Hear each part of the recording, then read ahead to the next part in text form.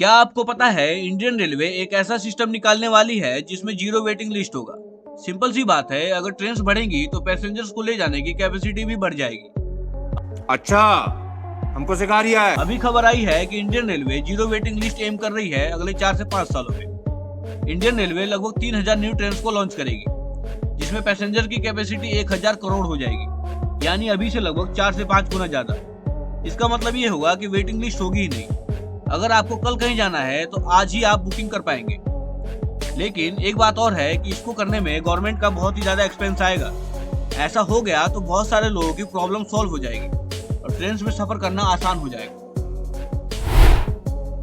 अगर आप कभी हैदराबाद जाएंगे तो आप वहां घूमोगे तो आपको ऐसी एक बिल्डिंग देखने को मिलेगी, एक ऐसी बिल्डिंग जो मछली के जैसी दिखेगी। आप ये जान लो कि ये कोई फेक बिल्डिंग नहीं है, ये एक रियल बिल्डिंग है। ये है नेशनल फिशरीज डेवलपमेंट बोर्ड की बिल्डिंग और ये तेलंगाना में है। इसके अंदर का स्ट्रक्चर बिल्कुल नॉर्मल बिल्डिंग के जैसा दिखेगा, लेकिन बाहर से इसको ऐसा बनाया गया है कि ये पूरी दुनिया का ध्यान अपनी तरफ खींचती है। आप जो ये जानवर देख रहे हैं, आपको क्या लगता है क्या है ये देखने में ये एक लेपर्ड लगता है, बट आपकी जानकारी के लिए मैं बता दूं, ये एक कुत्ते की ब्रीड है जिसको टाइटस बोला जाता है। इस प्रजाति के 100 से 200 डॉग मौजूद हैं और बहुत ही ज्यादा रेयर है। क्या आपको पता है अगर सूरज का सारा फ्यूल खत्म हो गया, एक तरह से वो विलुप्त हो जाएगा। तो अगर ऐसा हो जाएगा, सूरज गायब हो गया, तो धरती कितने वक्त में पूरी तरह जम जाएगी, बर्फ में बदल जाएगी।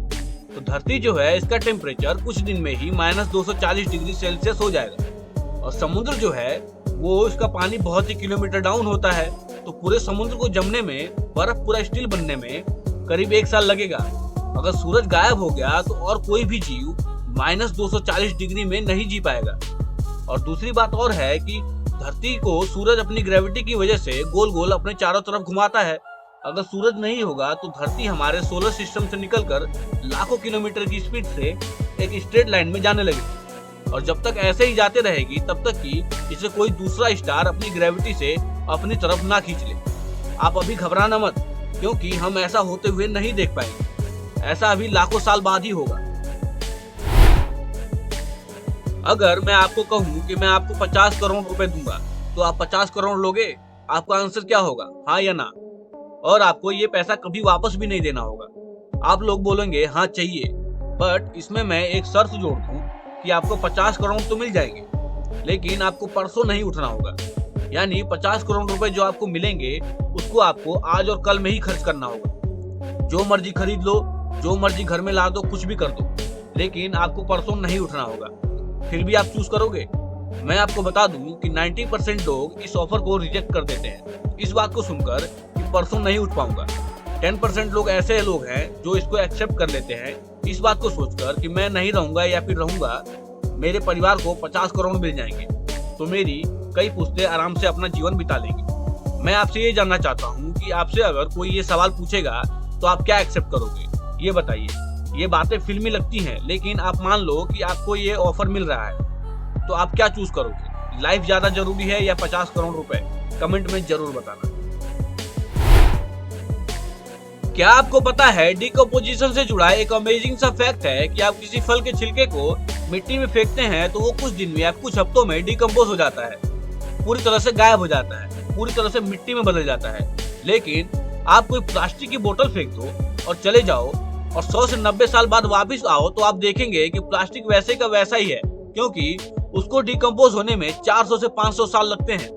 ये प्लास्टिक का डिकम्पोजिशन टाइम है। और वहीं आप कांच की बोतल को फेंक दो तो अगर आप 9 लाख साल बाद वापस आओगे तो वैसे का वैसा ही रहेगा, क्योंकि उसको डिकम्पोज होने में लगभग 1 मिलियन साल लगते हैं। अगर आपके या आपके किसी दोस्त के घर में एक्वेरियम है तो आप सावधान हो जाना। आप सावधान तभी होना जब उस एक्वेरियम में ऑक्टोपस हो। अगर एक्वेरियम में ऑक्टोपस नहीं है तो चिल मार के बिंदास रहने का। एक्चुअली क्या है कि आपके साथ ऐसा सीन हो सकता है कि आप एक्वेरियम में देख रहे हैं और आपको दिख रहा है कि एक ऑक्टोपस अपने ही एक पैर को खा रहा है और बहुत तेजी से खा रहा है। उसका ब्लू ब्लड पूरे एक्वेरियम में फैल रहा है। ऐसा सीन हो सकता है अगर आपने बहुत टाइम तक ऑक्टोपस को एक्वेरियम में खाना फीड नहीं किया तो। ऑक्टोपस अपने आप को खाते हुए पाए गए हैं, इसलिए आप इनको ठीक टाइम पे खाना जरूर देना। रेडार तो आप सभी लोग जानते होंगे क्या होता है। रेडार का मतलब है आसमान में दूर दूर तक कोई अगर फॉरेनर एयरक्राफ्ट दिख रहा है तो उसको पहचान कर दूर से ही डिस्ट्रॉय कर सकते हैं। रेडार जो है बहुत ही यूजफुल टेक्नोलॉजी होती है, लेकिन एक टाइम ऐसा भी था जब रेडार का इन्वेंशन नहीं हुआ था। तब के टाइम में पता था क्या इस्तेमाल होता था? ये साउंड ट्रम्पेट जैसी चीज, दूर की आवाज को ही कैच करता रहे और इसी से पता चलता था कि कोई प्लेन आ रहा है या फिर नहीं। रेडार के इन्वेंशन के पहले ऐसी बड़ी बड़ी ट्यूब्स का इस्तेमाल किया जाता था और दुश्मनों को इसी तरीके से पकड़ा जाता था। इस फोटो को आप देखकर बताओ कि क्या लग रहा है, ये कौन है? आपको बता दूं, ये एक रोबोट है जिसको भारत में बनाया गया है। इस रोबोट का नाम शालू है और इसको बनाया है कंप्यूटर साइंस टीचर दिनेश कुंवर पटेल ने। ये मुंबई से है। इन्होंने जो सोफिया रोबोट है उसको देखकर इंडियन वर्जन शालू को बनाया है। एकदम वैसे ही मल्टीपल लैंग्वेज बोलने वाली 47 लैंग्वेज बोलती है और इसको बनाने में कोई भी बहुत महंगा मटेरियल नहीं यूज किया गया है, बल्कि इसको वेस्ट मटेरियल से बनाया गया है। लोग कहते हैं ना, कचड़े का यूज करो और कुछ यूनिक बना दो। इन्होंने कचड़े से रोबोट को बना दिया। 47 भाषा बोलती है, जिसमें से 9 भारतीय भाषाएं हैं और 38 बाहर की भाषाएं हैं। टाइम मैगजीन के लिस्ट में टॉप 10 ह्यूमनॉइड रोबोट जो दुनिया में है, उसमें हमारी शालू रोबोट भी आती है। हमारी दुनिया में 100 अरब से भी ज्यादा टाइप्स के पेड़ पौधे हैं और उसमें से बहुत सारे पौधे को आप खाते हैं, जैसे कि कड़ी पत्ता हो गया। आप जानते हैं कौन सा पौधा खाना है, कौन सा डेंजरस हो सकता है। लेकिन शुरुआती ह्यूमंस जो थे, दुनिया को जब एक्सप्लोर कर रहे थे, तब तो फल खाने लायक है वो लोग सीख लिए थे।